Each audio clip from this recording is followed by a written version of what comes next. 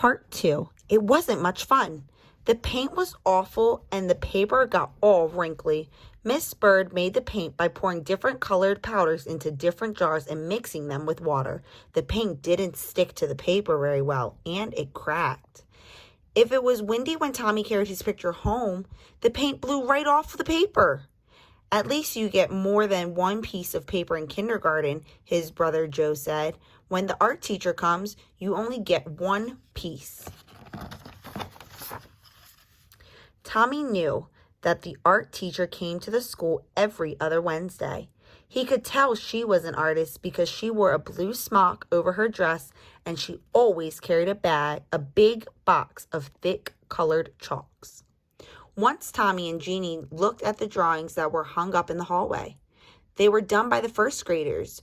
Your pictures are much better, Jeannie told Tommy. Next year, when we have real art lessons, you'll be the best one. Tommy could hardly wait. He practiced all summer. Then, on his birthday, which was right after school began, his mom and dad gave him a box of 64 Crayola crayons. Regular boxes of crayons had red, orange, yellow, green, blue, violet, brown, and black. This box had so many other colors: blue-violet, turquoise, red-orange, pink, and even gold, silver, and copper. Class, said Miss Landers, the first grade teacher, next month the art teacher will come to our room. So on Monday, instead of singing, we will practice using our crayons. On Monday, Tommy brought his 64 crayons to school. Miss Landers was not pleased.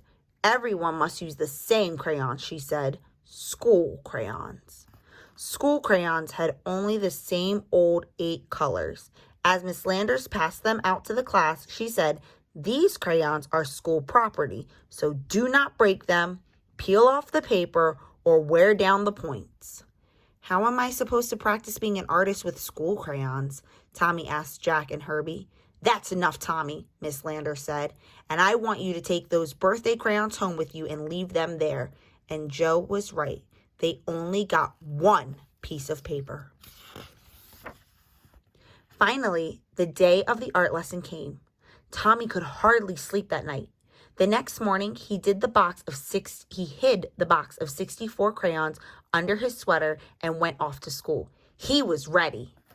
The classroom door opened and in walked the art teacher. Miss Landers said, "Class, this is Mrs. Bowers, the art teacher. Patty, who is our paper monitor this week, will give out one piece of paper to each of you. And remember, don't ruin it because it is the only piece you'll get. Now pay attention to Mrs. Bowers."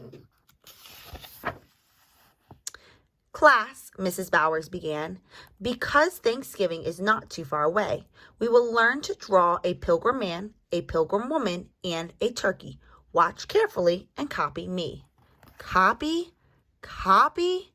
Tommy knew that real artists didn't copy. This was terrible.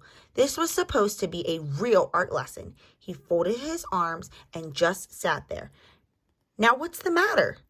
Miss Landers asked. Tommy looked past her and spoke right to Mrs. Bowers. "I'm going to be an artist when I grow up, and my cousins told me that real artists don't copy. And besides, Miss Landers won't let me use my own 64 Crayola crayons." Well, Mrs. Bowers said, "what are we going to do?" She turned to Miss Landers and they whispered together. Miss Landers nodded. "Now, Tommy," Mrs. Bowers said, "it wouldn't be fair to let you do something different from the rest of the class."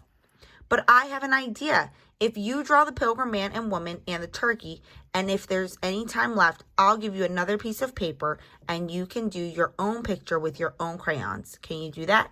"I'll try," Tommy said with a big smile.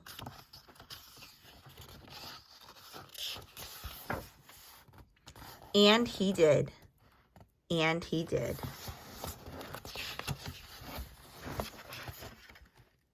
And he still does. The end.